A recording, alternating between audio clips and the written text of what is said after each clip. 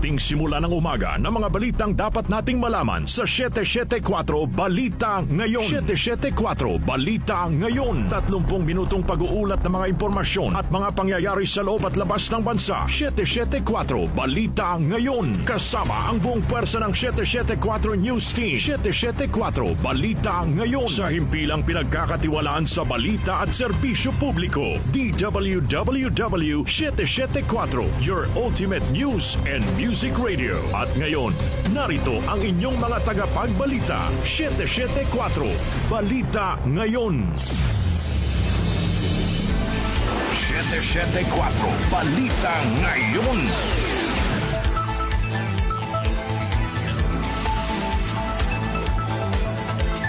Magandang umaga, Luzon, Visayas at Mindanao. Ngayon po ay araw ng Huwebes, May 7, 2026. Narito na ang 774 Balita Ngayon. 774 Balita Ngayon. At sa ating pong mga headlines, Pangulong Ferdinand Marcos Jr. at naarestong online media network founder na si Franco Mabanta hindi magkaibigan ayon sa Malacanang. Mga mambabatas na nagpayag ng intensyong bumoto pabor sa impeachment ni Vice President Sara Duterte aabot na sa umano'y 200. Impeachment complaint laban kay VP Sara Duterte idinisenyo umano ng Marcos administration para pabagsakin ng kalaban ayon sa isang mambabatas. Senador Ping Lacson naniniwalang walang overall mastermind sa anomalya sa flood control projects. Bilang ng mga Pilipinong walang trabaho bumaba noong Marso. DND Secretary Gilbert Chodoro dumipensa sa pagpapakawala ng Tomahawk missile gamit ang Typhoon system sa Balikatan. Metro News, sunog sa Nabota Sanitary Landfill, 80% ng naapula ayon sa MMDA. Science and Technology News, pag-uusap ng mga sperm whale, kaya nang i-track in real time ng isang underwater robot. Lifestyle News sa Davao City, kinilala bilang top Philippine destination sa 2026 World Travel Index. Sa ating music trivia ngayong petsa, nag-number 1 sa US single chart ng awitin na ito ng American rock band na Eagles na nagbigay sa kanila ng Record of the Year Awards sa 28th Grammys. Ano ang kantang ito? Alamin. Balitang kakaiba, isang lalaki sa Thailand sinadyang magsimula ng sunog sa kagubatan dahil sa pagkabagot. Oras po natin, 6:44 ng umaga. Kami po ang iyong tagapagbalita, Darlene Olanyo. At Mika Fajardo. Narito naman ang detalye ng mga balita. 774 Balita Ngayon. Hindi magkaibigan si Pangulong Ferdinand Marcos Jr. at ang narestong founder ng Peanut Gallery Media Network o PGMN na si Franco Mabanta ayon sa Malacanang. Inihayag ito ng Malacanang kasunod ng paglabas sa mga litrato ni Pangulo Marcos kasama si Mabanta at ng mga ulat na magkaibigan umano ang dalawa. Ayon kay Palace Press Officer Claire Castro, mas mainam anyang tanungin ng ugnayan ni Mabanta kay dating Pangulo Rodrigo Duterte at kay dating Presidential Spokesperson Harry Roque. Ipinakita ni Castro ang mga litrato na ipinostaan niya mismo ni Mabanta kung saan kasama nito si dating Pangulong Duterte, Vice President Sara Duterte at Roque. Hindi po siya kaibigan ng Pangulo, pero siguro mas nanaisin ko po kung ito po ang inyong itatanong dahil ito po ay mismong pinost ni Franco Mabanta. Baka ito po ang itanong nyo kung ano po ang relasyon niya sa mga Duterte.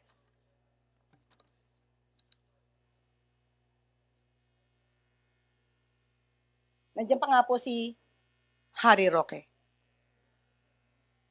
Ang NBI si Mabanta at ang apat pang individual sa isang entrapment operation sa Pasig City makaraang humingi umano ng 350 million pesos kapalit ng hindi paglalabas ng umano'y video na nag-uugnay kay dating House Speaker Martin Romualdez sa flood control scandal.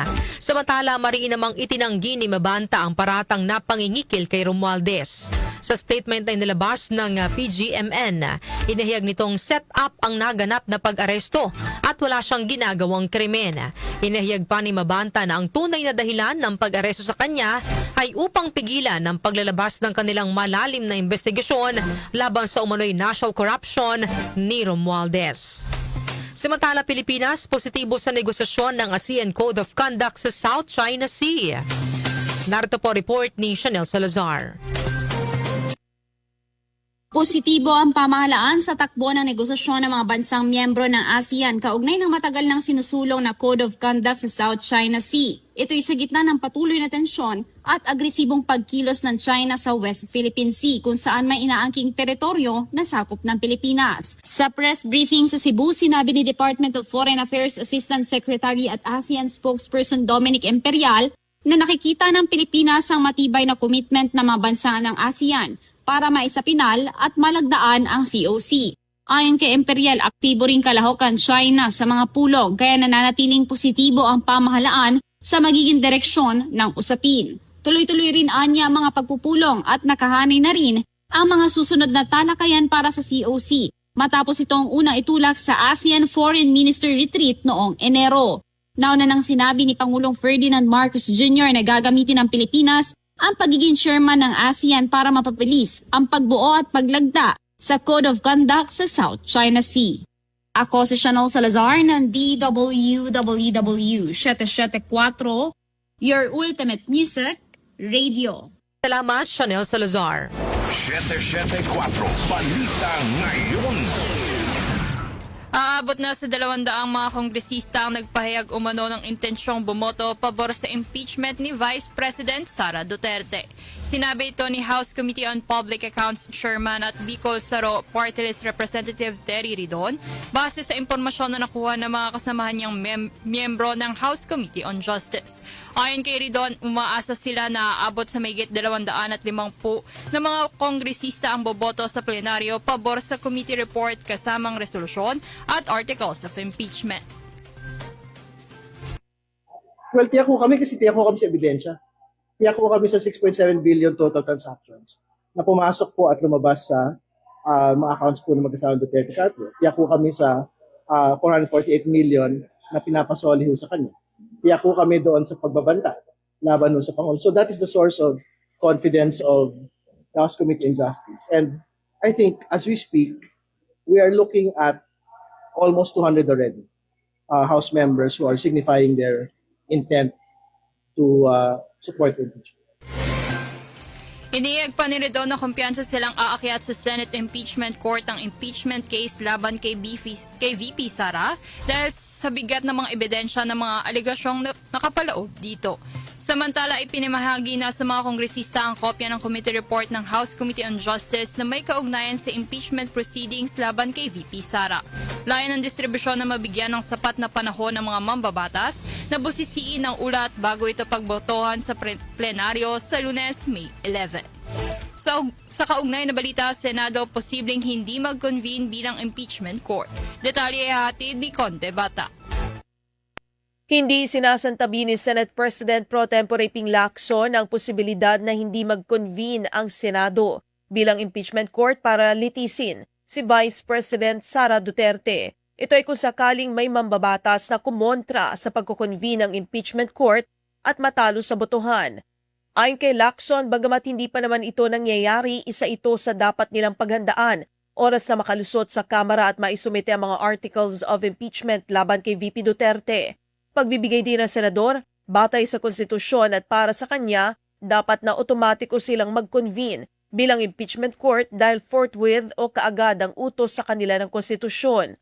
Sakaling may kumontra, magbobotohan ang mga senador at kung manalo mga tutol na mag-convene ang impeachment court, kailangan sundin ang pasya dahil collegial body ang Senado. Hindi para convene yung impeachment court.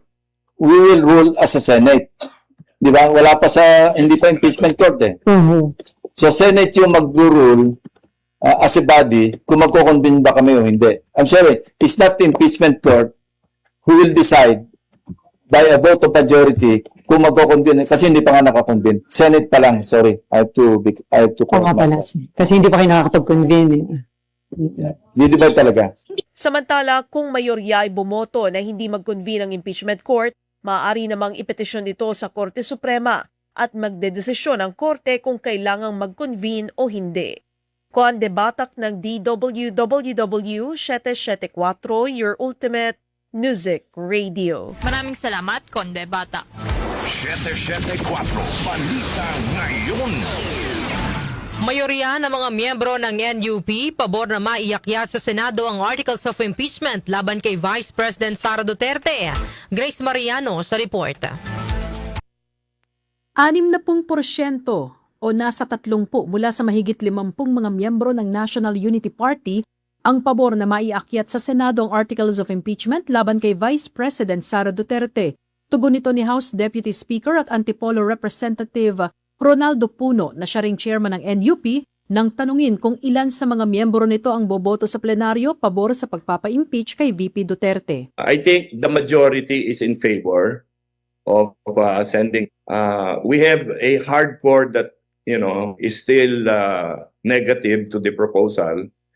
There is a middle ground of some people who want to abstain. But the last conversation we had yesterday at our was that we would all go back to our constituents and have one more round of conversations with them to see how we would vote finally on this matter before the count on Monday, and then we will see what the final vote will be. But right now, the situation in NUP is, I think, there's a majority that are favoring the sending of these articles of impeachment to the Senate. Ayon kay Puno, sa ngayon ay nasa 55 na ang miyembro ng NUP at inaasahang madadagdagan pa ito dahil meron pang mga aplikante mula sa ibang partido. Aminado si Puno na nakakaapekto sa pagpapasya ng kanilang mga miyembro ang mga lumabas sa nagdaang mga impeachment hearings habang ang iba naman ay kumukonsulta pa sa kanilang mga nasasakupan. Dagdag pa ni Puno, ikinukonsidera din ng ilan nilang mga miyembro sa pagpapasya ang posisyon ng Iglesia ni Cristo kaugnay sa impeachment kay VP Sara. Ito si Grace Mariano para sa DWWW 774, your ultimate music radio. Maraming salamat, Grace Mariano. 774 Balita Ngayon. Nanindigan naman si Caloocan Congressman Edgar Erice na hindi siya lalahok sa anyay kangaroo court na ginagamit ng administrasyon ni Pangulong Ferdinand Marcos Jr. upang pabagsakin ang kalaban. Inihag ito ni Erice sa gitna ng napipintong pagtalakay at pagboto ng mga mambabatas sa plenaryo ng Kamara sa Articles of Impeachment laban kay Vice President Sara Duterte. Ayon kay Erice, hindi naman talaga layo ng impeachment complaint laban kay BP Sara na palabasin ang katotohanan at maisulong ang accountability dahil simula pa lamang ay idinisenyo na ito ng Marcos administration upang pabagsakin si BP Sara. Inihayag pa ni Erice na ginagamit ng administrasyon ng mga ahensya ng gobyerno na dapat sana ay neutral lang para patahimikin ang oposisyon.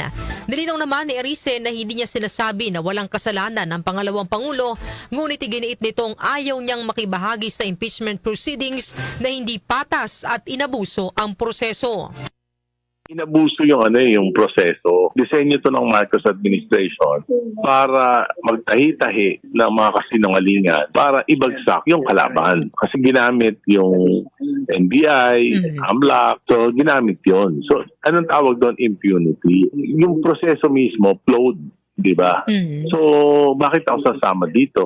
Ang mangyayari, kung walang question dito, hindi na matatapos ito. Gagamitin na yung mga ahensya ng gobyerno na dapat neutral para patahimikin at supilin yung oposisyon. Hindi ko sinasabi na walang pagkukulang si Sara. Pero ako ayoko maging bahagi ng isang kangaroo court na alam mo naman na ano man ang mangyari, talagang pinagplanuhan na noong 19 Congress pa yung impeachment na ito. Ni Caloocan Representative Edgar Erice. 774 Balita Ngayon. Sa iba pang balita, naniniwala si Senate President Pro Tempore Panfilo Lacson na walang overall mastermind sa maanumalyang flood control projects. Ayon kay Lacson, sa tingin niya ay sa bawat rehiyon o bawat district engineering office ay mayroong mastermind.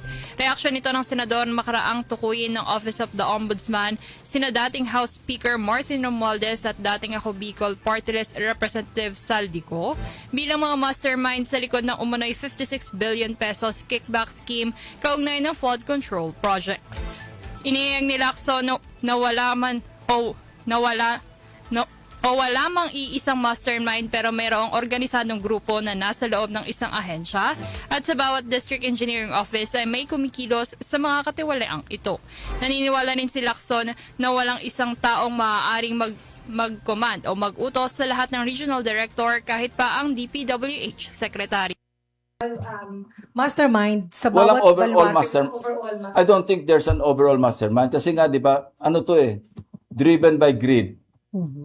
Saka sabi ko nga, di ba, parasitic Para bang walang tigil na ng but merong organized na grupo, pero within a certain agency, within a certain district engineering office, like the Bulacan. Yun, talaga sindikato yun. Yan po ang pahayag ni Senate President Pro Tempore Panfilo Lacson. 774 Balita Ngayon. Bumaba ang bilang ng mga Pilipinong walang trabaho nitong Marso. Ayon sa Philippine Statistics Authority o PSA, naitala ang unemployment rate sa 5% noong March 2026 na bahagyang mas mababa sa 5.1% unemployment rate noong Pebrero. Katumbas ito ng 2.58 million na bilang ng mga Pilipinong walang trabaho noong Marso na mas mababa sa 2.66 million na naitala noong Pebrero. Pangunahing sektor na may pagtaas sa bilang ng mga may trabaho ay ang service sector. Samantala, tumaas naman ang underemployment o yung bilang ng mga Pilipinong may trabaho pero naghahanap pa ng dagdag na oras ng trabaho o ibang pagkakakitaan. Mula sa 11.8% na underemployment rate noong Pebrero, tumaas ito sa 12.3% noong Marso. Samantala, mga magulang ni Mary Jane Veloso ay pinatawag ng DOJ. Rekomendasyon para mabigyang na executive clemency si Veloso pinag-aaralan. Narito po ang ulat ni Gina Mape. Humarap sa ipinatawag na case conference ng Department of Justice sa mga magulang ni Mary Jane Veloso, ang Pilipina na nahatulan ng kamatayan sa Indonesia dahil sa kaso ng drug trafficking. Ayon kay Atty. Edra Oladya ng National Union of People's Lawyers o NUPL, kasama sa case conference ang public prosecutor bilang paghahanda sa magiging testimonya ni Veloso sa Mandaluyong Regional Trial Court kung saan kukunin ang kanyang salaysay at sunod sa kautusan ng Korte Suprema. Ayon sa abogado, ang natulang salaysay ni Mary Jane ay may kinalaman sa mga kasong qualified human trafficking, estafa at illegal recruitment na isinampa nila laban sa mga illegal recruiter ni Mary Jane. Una nang sinabi ni Justice Secretary Frederick Vida na maaaring irekomenda ng DOJ ang pagbibigay ng executive clemency kay Veloso. Anya, mas kusing pinag-aaralan ng kagawaran ang lahat ng posibleng opsyon at titiyaking dara nito sa legal na proseso bago iharap sa Pangulo. Si Veloso ay nakakulong ngayon sa Correctional Institution for Women sa Mandaluyong City. Ako si Gina Mape ng DWWW 774, your ultimate music radio. Maraming salamat, Gina Mape. 774 Balita Ngayon. Dumepensa naman sa Department of National Defense o DND Secretary Gilbert Teodoro laban sa mga bumabatikos sa kauna-unahang pagpapakawala ng Tomahawk missile sa Pilipinas sa pamamagitan ng Typhoon medium range capability ng Estados Unidos. Ito ay kasunod ng pagalma ng iba't ibang progresibong grupo na nagsabing tila nagsisilbing playground ng mga dayuhan ng Pilipinas kaya dapat alisin ang mga naturang armas sa bansa. Sinabi ni Teodoro na ang mga kumukontra sa pagpapahusay ng sandatahang lakas ay kakampi ng mga kalaban ng bansa pagdating sa interes pang seguridad.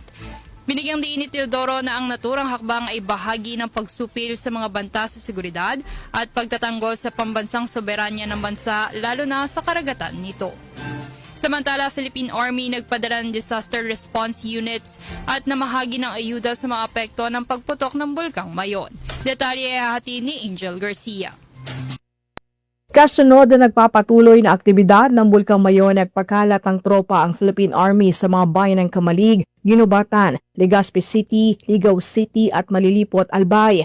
Nag-deploy ang 31st Infantry Battalion ng 3 disaster response units sa binubuo ng 23 sundalo at mga CAFCU members kasama ng 3 sasakyan sa Barangay Salugan, Kamalig, Albay. Samantalang 49th Infantry Battalion ay nagpadala rin ng isang disaster response unit na may 5 enlisted personnel, 4 na CAFCU members at isang sasakyan sa Ginubatan, bukod pa sa mga liaison personnel sa Legazpi, Ginubatan at Ligao City. Naka-standby naman ang kabuang 22 na disaster response units ang 9th Infantry Division na handang rumesponde sa kasakali na lumala pa ang sitwasyon ng bulkan.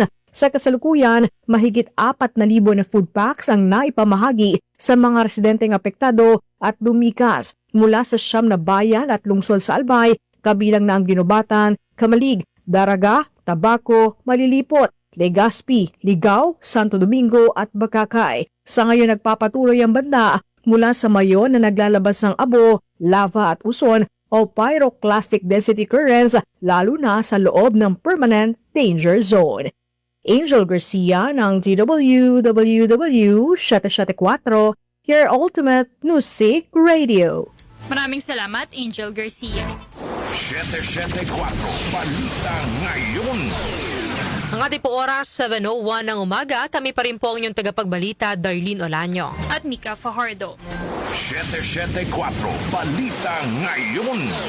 Metro News. Metro News. Idiulat ng MMDA na 80% ng naapula ang sunog sa Nabotas Sanitary Landfill. Ayon kay MMDA Chairman Romando Artes, nakatutok ngayon ang Metro Manila Disaster Risk Reduction and Management Council sa ground sa nagpapatuloy na pag-apula sa sunog. Mabatid na nagsimula ang sunog sa Nabotas Sanitary Landfill noon pang April 10. Nagpasalamat naman si Artes sa lahat ng tumulong at mga kumpanyang nagpadala ng kanilang equipment upang mapabilis ang pag-apula sa apoy. Aabot sa 200 individual ang nagtutulong-tulong upang tuluyang maapula ang mga natitira pang apoy sa gitna ng panganib na dala ng matinding init ng panahon, hindi pantay na lupa at pagkalantad sa usok. Inaasahan namang tuluyan ang maapulang sunog sa loob ng 4 hanggang 5 araw. Isa pang Metro News, Quezon City LGU na mahagi ng tulong pinansyal sa 51 pamilyang nasunugan sa Nia Road.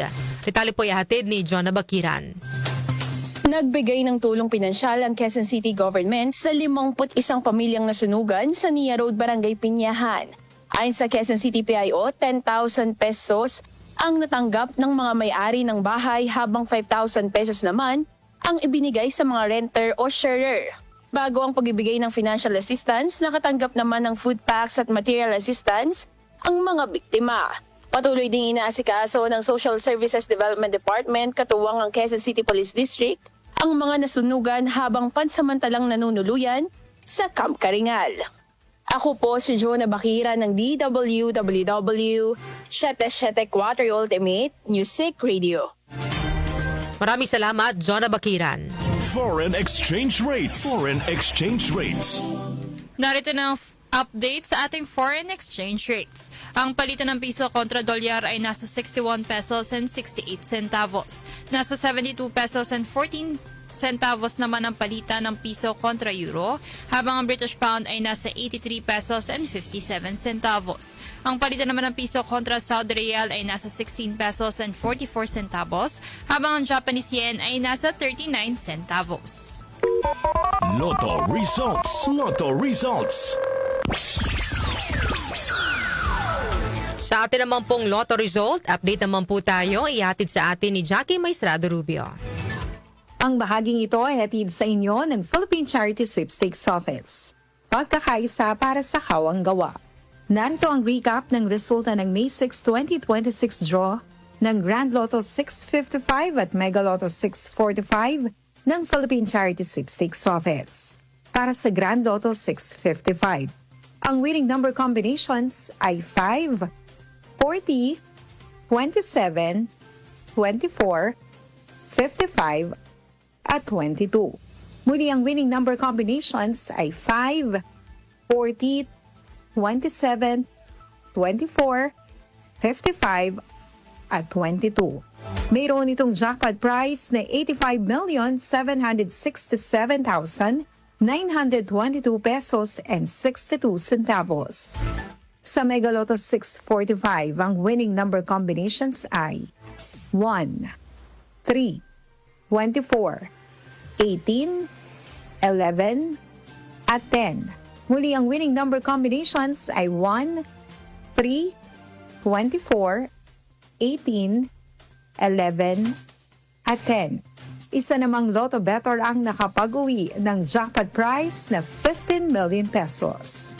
Yan ang recap ng resulta ng May 6, 2026 draw ng Grand Lotto 655 at Mega Lotto 645 ng Philippine Charity Sweepstakes Office.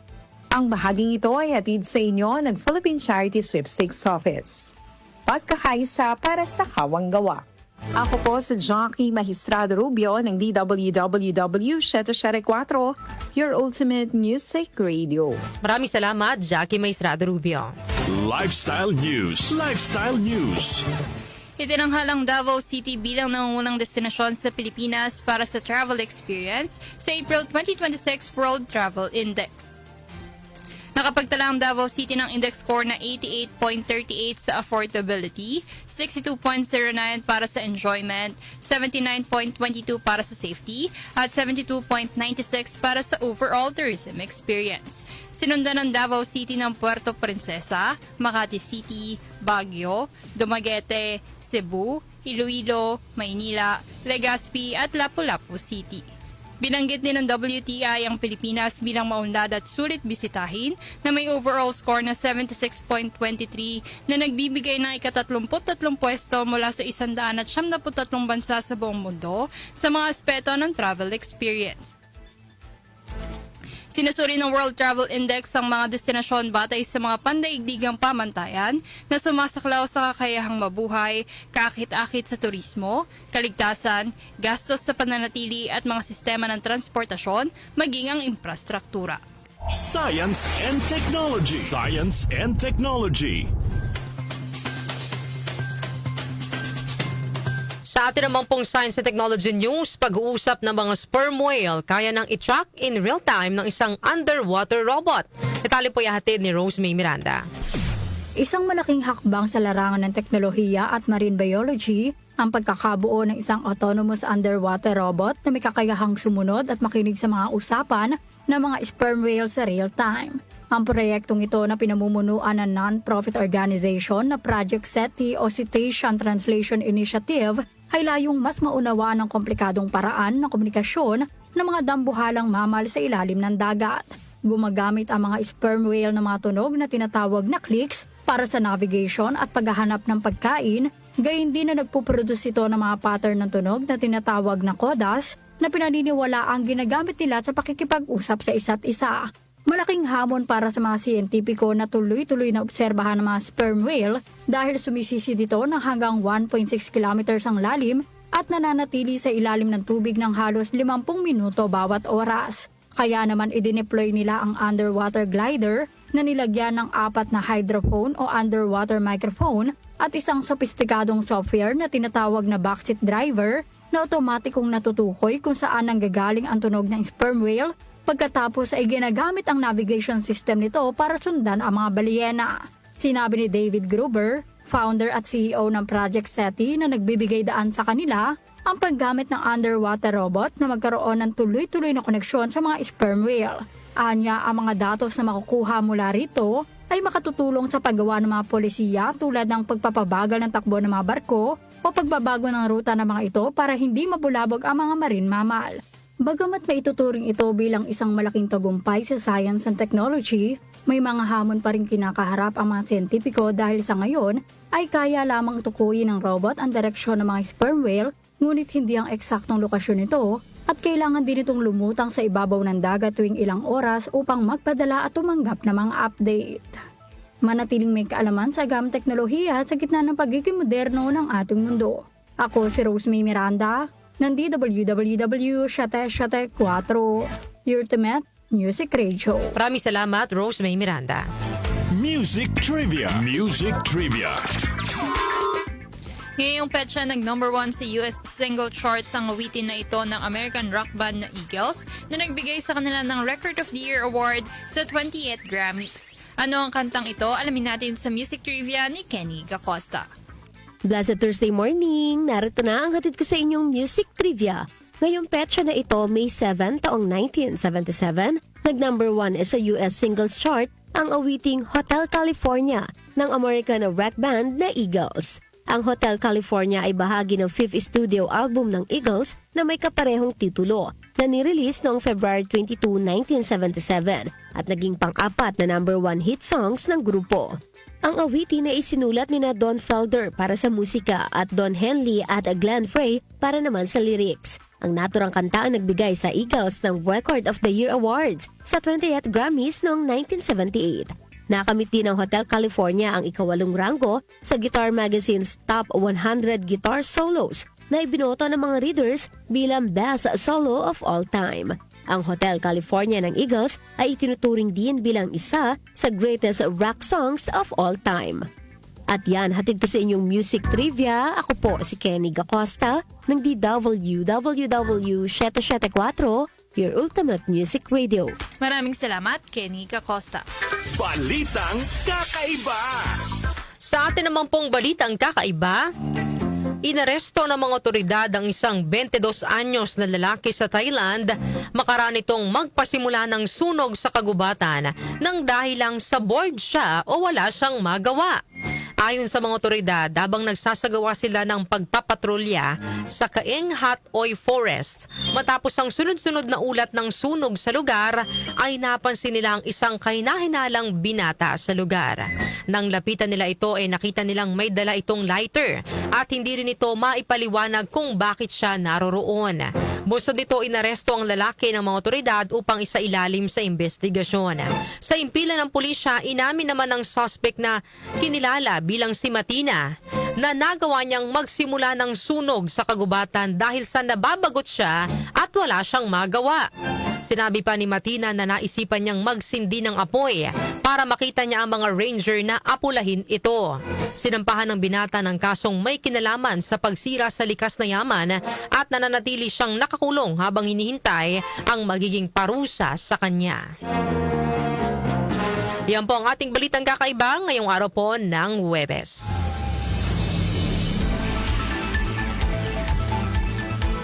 Bago po tayo magtapos sa ating balitaan, narito po muna ang ating katanungan para po sa ating programang Opinion Mo, Opinion Ko. Naniniwala ba kayo sa tinuran ni Senador Ping Lacson na walang overall mastermind sa flood control scandal? Naniniwala ba kayo mga kanyusik na wala pong overall mastermind sa flood control scandal? Para po sa inyong mga opinyon, ipadala po yan sa ating text line 0929-321-8738 at maaari din po kayong mag-comment sa ating pong Facebook Live at sa ating YouTube channel. Inyo pong narinig ang mga may init na balita ngayong araw po ng Huwebes, May 7, 2026. Kami po ang inyong tagapagbalita, Darlene Olanyo. At Mika Fajardo. Napasa inyo ang 774 Balita Ngayon. 774 Balita Ngayon.